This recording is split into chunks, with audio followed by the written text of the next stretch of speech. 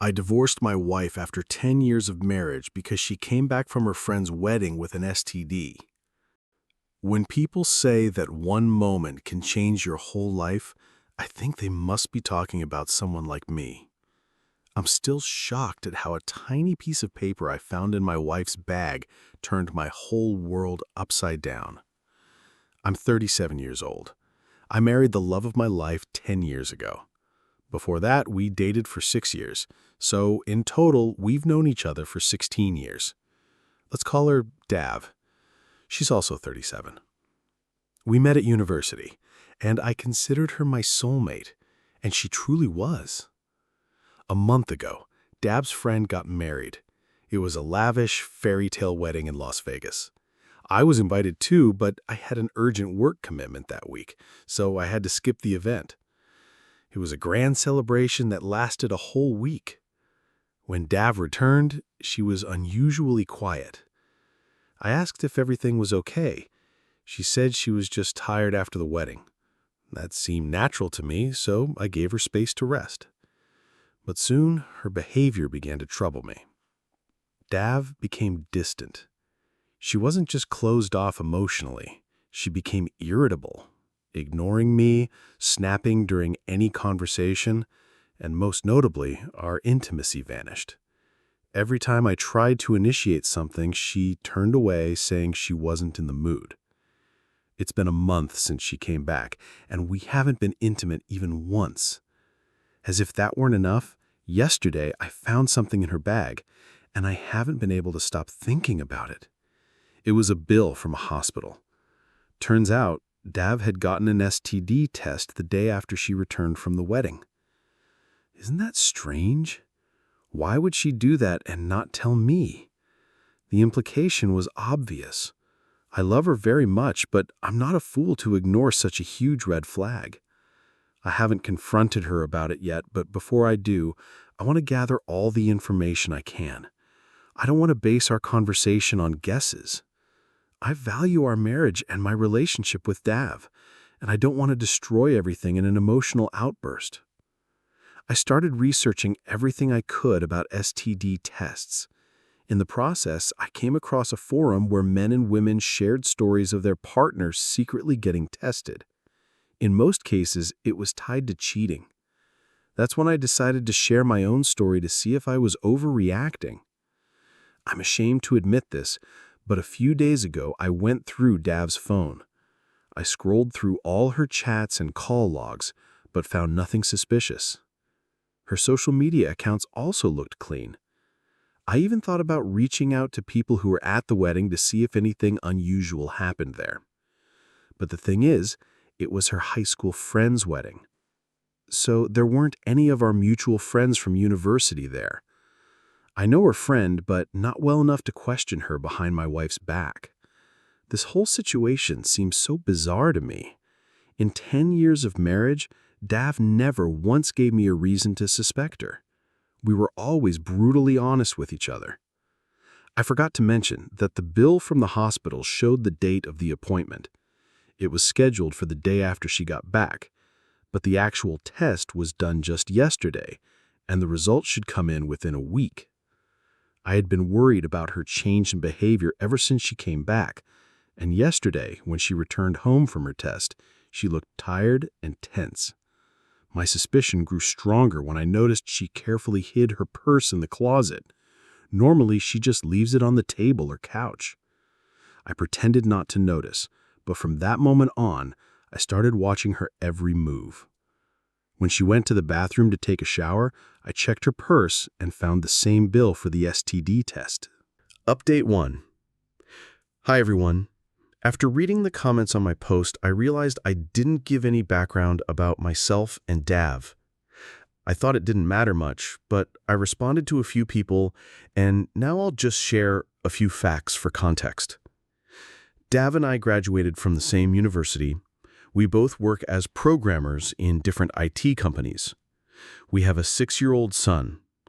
Financially, we're stable, doing pretty well actually. We were a happy family until Dav destroyed everything. When I found the hospital bill for the STD test in her bag, I couldn't sit still. The comments on my post and stories from others in similar situations all pointed to one conclusion. Dav had cheated on me. At first, I wanted to wait for the test results before confronting her, but I was drowning in emotions. I couldn't keep it to myself anymore. I noticed that even I had started acting differently. The same day I made that post, she asked me if everything was okay. I nodded and forced a smile. She probably thought I was just being cold in return. The next day during dinner, Dav asked me again how I was doing. I said I was fine, but a few minutes later, I couldn't hold it in. I blurted out, "How's your STD test?" She froze in shock. I repeated myself. "Yeah, the STD test you took a couple of days ago." She went pale and asked, "How did you find out?" I replied, "It doesn't matter." Then she said the most typical thing, "I can explain." I looked her straight in the eyes and said, "Go ahead, explain." She took a deep breath. I waited patiently. Then she started crying. In that moment, everything inside me collapsed. I realized my suspicions were true. Dav grabbed my hand and begged me to believe her. I told her I would if she just told me the truth. But instead of speaking, she moved her chair closer to me, leaned against my shoulder, hugged my arms tightly, and kept sobbing. I let her cry. In all our 16 years together, I had never left her crying, not even over little things. I always comforted her. But this time I sat still, like a statue. She tried to hold on to me, clinging to my arms with all her strength, but I didn't hug her back. When she finally calmed down, she let go of me and confessed everything. It happened during the bachelorette party, part of the week-long wedding celebration. The first 2 days were reserved for the girls' party in Vegas. The organizers arranged private events with strippers, male escorts, and anything else you could imagine. That day, I learned so many new terms I'd never even heard before. At first, she claimed she didn't participate in any of it. She said she watched the bride and her friends dive into the fantasy from the very beginning, living out their wild desires, but she stayed on the sidelines. They tried to convince her, but she kept saying no. I would have believed her. Dav had never lied to me before. But this time, her story was too complicated to take at face value. I asked if she gave in because she felt out of place. She said the bride had told her, "You've only ever been with your husband in the last 16 years. You need to experience some fresh blood." Her friends told her in detail what techniques escorts use to give women new sensations. Dav still resisted. But in the end, her friend persuaded her to at least agree to an intimate massage. She gave in under pressure, thinking that a massage wasn't technically cheating, and that this way she could avoid further pressure. But the masseur turned out to be an escort. After massaging her back, he began undressing her completely. At first, she resisted, but he told her this was a sensual massage and that she had to be naked. She admitted that she lost control and gave in to the situation. One thing led to another, and she cheated on me. But it didn't end there. When Dav told her friends what had happened, they praised her and said she needed to continue expanding her experiences. They also assured her everything would stay secret and that I would never find out. Dav thought that since she'd already cheated once, there was no point resisting anymore. So she decided to fully indulge in the fantasy. I was grateful for her honesty, for telling me everything, but even if it had only been that one time, I still wouldn't have been able to forgive her. I sat there like a stone, trying to process what I had just heard. I knew then my entire life had just changed. The woman sitting in front of me was the love of my life. That's why her betrayal hurt so much. Dav reached out and tried to shake me out of my trance, but I didn't say a word. I just covered my face with my hands. She tried to take my hand, to lift my face, but I pulled away. Finally, I looked at her and said, "I'm filing for divorce." She froze in shock and said I shouldn't make impulsive decisions. After all, we had a son. I yelled at her to stop pretending to care about our son and our family. If you actually cared, I said, you never would have done what you did.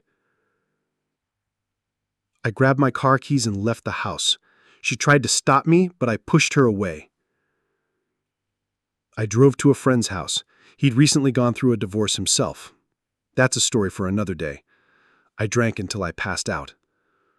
The next morning, I took sick leave and stayed on his couch, scrolling through my phone and looking up divorce lawyers. That's when I stumbled upon a lawyer I went to high school with. He was still on my friends list on Instagram, so I messaged him. He replied a couple of hours later, and I immediately asked for a call. He sensed the urgency and called back within 30 minutes. His next available appointment was 4 days away, but since he knew me, he offered to meet that evening after work. I agreed without hesitation. He didn't invite me to his office.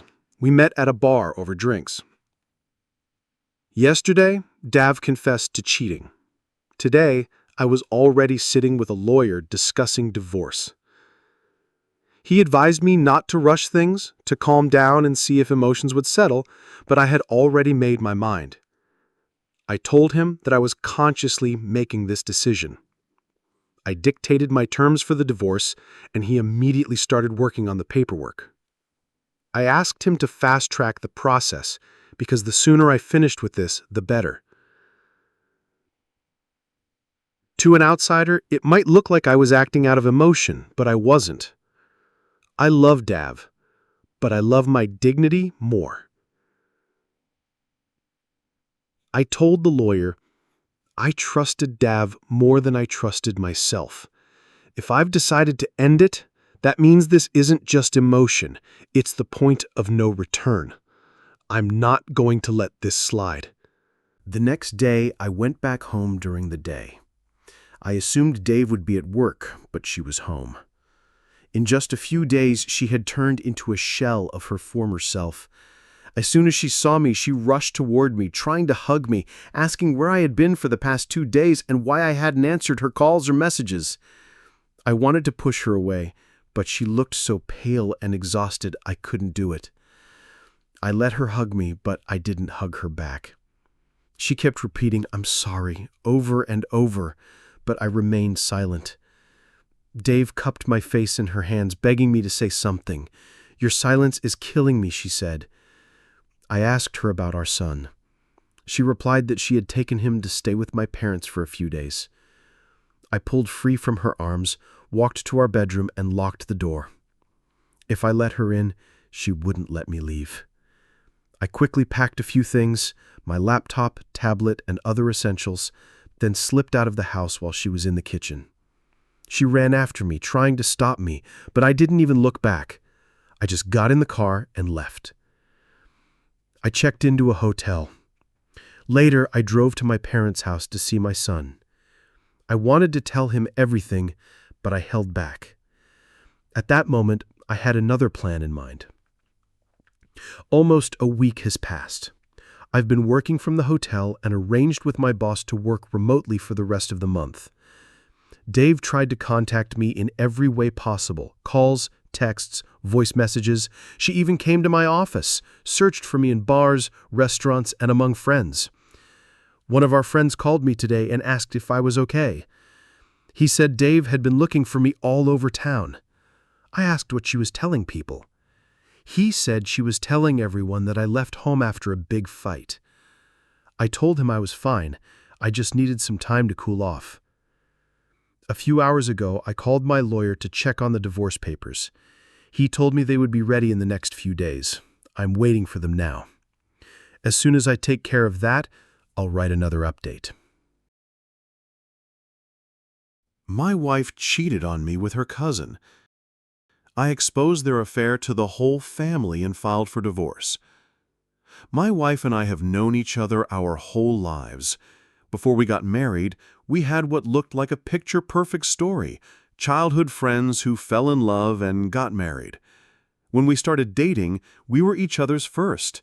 She was the only woman I'd ever been with. We grew up as neighbors, played together as kids. I knew her family, she knew mine. Everyone used to joke that we'd end up together forever. After college, we got married and started building a life. We bought a house from my uncle in our hometown to stay close to our families. A couple of years later, we decided to have children and ended up with twins. Life felt perfect. One evening, while we were watching a show, my wife suddenly asked me, "Do you ever regret never being with another woman?" I answered without hesitation, "No. Sure, there were women I liked, but I never even thought about sleeping with anyone else. I love you. You've always been enough." I asked her why she brought it up, and she said she'd just been thinking about it. She was afraid that I might get bored with her someday. Then she quickly brushed the topic aside, and we went back to watching TV. When my wife was a teenager, her aunt got remarried. It was a big event in the family. Her aunt had gone through a rough divorce and had lived for a long time in my wife's grandparents' house. After the wedding, she moved out. Her new husband had 2 sons, about our age, so we got 2 new cousins. One of them, let's call him Paul, was always the troubled one. He threw wild parties, constantly got into trouble, and slept around a lot. But he was fun to be around, charismatic, the life of the party. As he got older, he calmed down a bit, found a decent job, became more stable. But he still had one issue. He couldn't hold down a serious relationship. Every time he got involved with someone, it fell apart quickly, and he took it hard. Paul had recently been dumped by a girl he was serious about. He was devastated. He reached out to me and my wife for support. My wife, being caring and compassionate, decided to go over to his place to cook dinner and cheer him up. I didn't go. I didn't want to make him uncomfortable. And honestly, it never even crossed my mind that anything could happen between them. She came back late that night. When I asked how it went, she gave vague answers. It was clear she didn't want to talk about what they'd discussed. I got a bad feeling then, but I still didn't suspect anything between them. Looking back now, her behavior after that night screamed guilt. Suddenly, she became overly attentive, constantly cooking my favorite meals, surprising me with little gifts, showering me with compliments. Sure, she'd always been sweet, but this was different.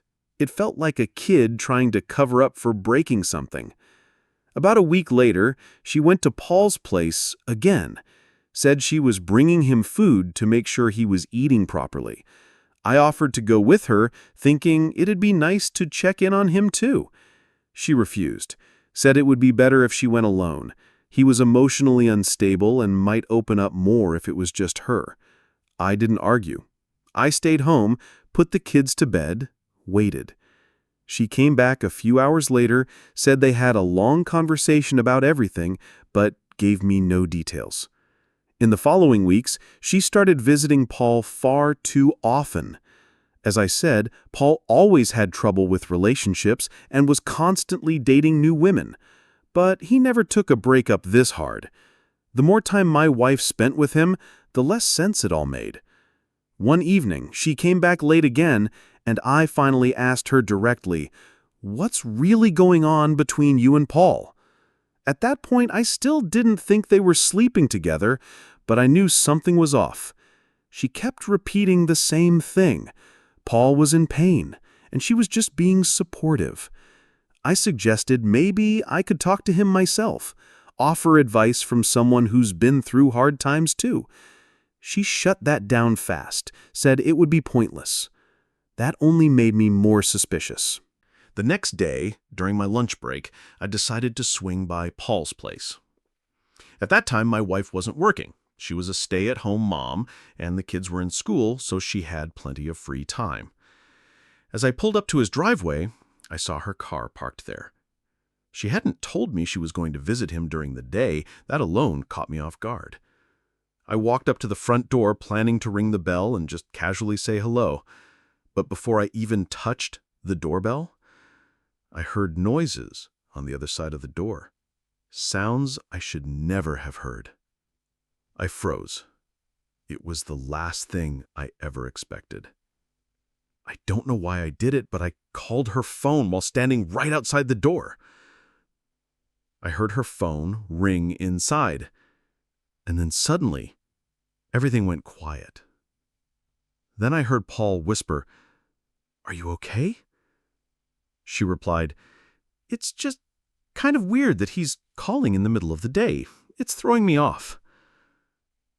Paul chuckled and said something like, "I know how to make you forget about that."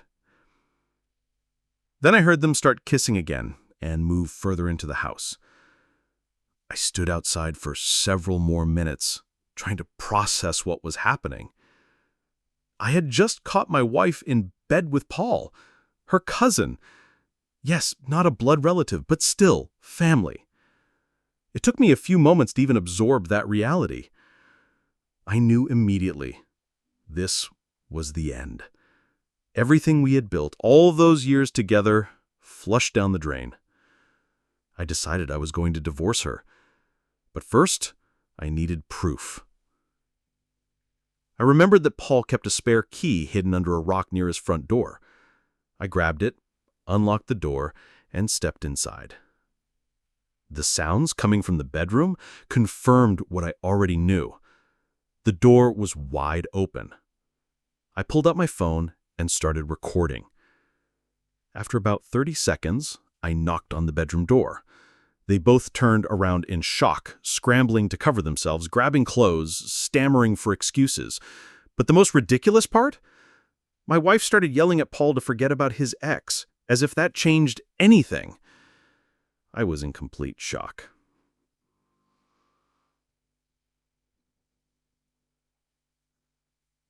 I canceled all my work appointments for the day, got in my car, and immediately started looking for a divorce lawyer. I found one, made an appointment. Then I went home, packed my things, and drove straight to my parents' house.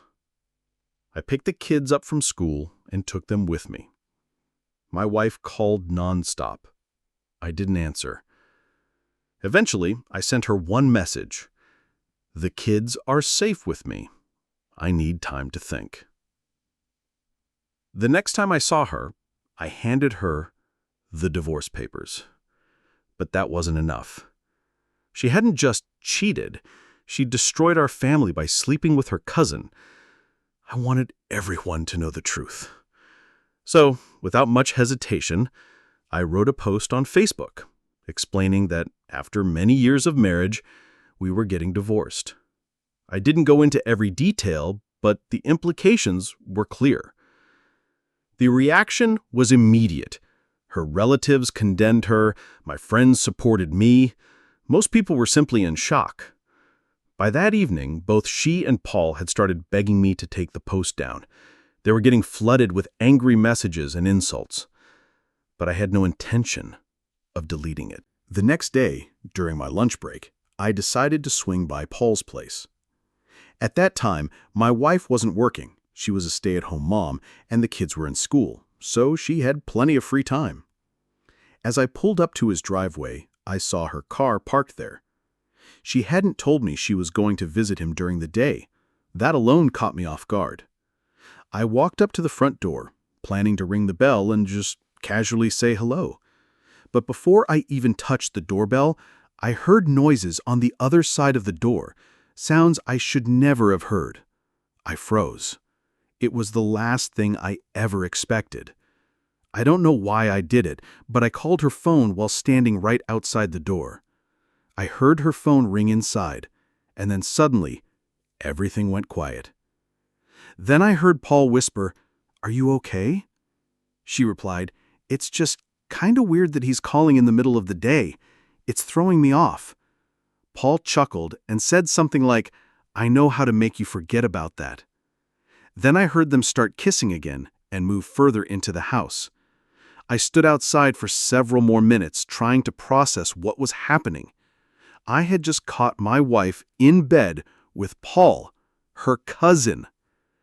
Yes, not a blood relative, but still family. It took me a few moments to even absorb that reality. I knew immediately. This was the end. Everything we had built, all those years together, flushed down the drain. I decided I was going to divorce her, but first I needed proof. I remembered that Paul kept a spare key hidden under a rock near his front door.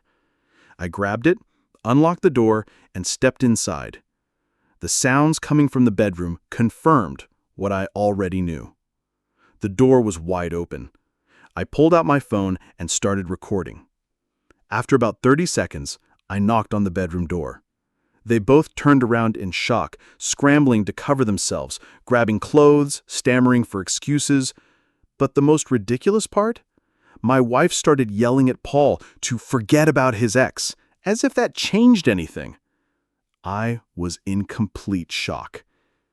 I canceled all my work appointments for the day, got in my car, and immediately started looking for a divorce lawyer. I found one, made an appointment. Then I went home, packed my things, and drove straight to my parents' house. I picked the kids up from school and took them with me.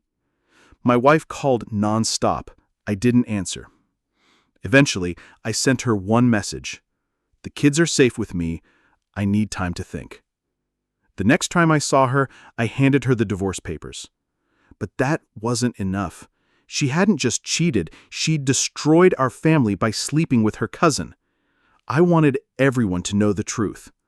So, without much hesitation, I wrote a post on Facebook explaining that after many years of marriage, we were getting divorced. I didn't go into every detail, but the implications were clear. The reaction was immediate. Her relatives condemned her, my friends supported me, most people were simply in shock. By that evening, both she and Paul had started begging me to take the post down. They were getting flooded with angry messages and insults. But I had no intention of deleting it. After that, my wife and Paul became social outcasts. They lost a ton of friends. No one invited them to family gatherings anymore. We live in a small town. News spreads fast. And now everyone knew Paul had slept with his cousin. After that, he had serious trouble finding new girlfriends. Both of them were publicly humiliated. We are now officially divorced. I kept the house and all the assets, since I was the one who paid for everything. My wife didn't get a penny in alimony, at least not until she finds a job. I have full custody of the kids. She lost everything. So, tell me, what do you think of this story? Personally, what always baffles me in stories of infidelity is the reasoning. People say that when a wife cheats or a husband, it means they don't care about the family or the kids. I don't think that's entirely true. Or maybe it's not true at all. Yes, in the end, it destroys the marriage, but do cheaters really think this will ruin my family and hurt my children? I doubt it. I think most cheaters believe their partner will never find out, that it's temporary, that it won't last long, or they come up with other justifications. At least, that's how it seems to me. Maybe I'm wrong. It's a complicated issue and one worth discussing. Let me know your thoughts in the comments. And if you've made it this far, thank you for watching. Check out our previous stories here, and take care.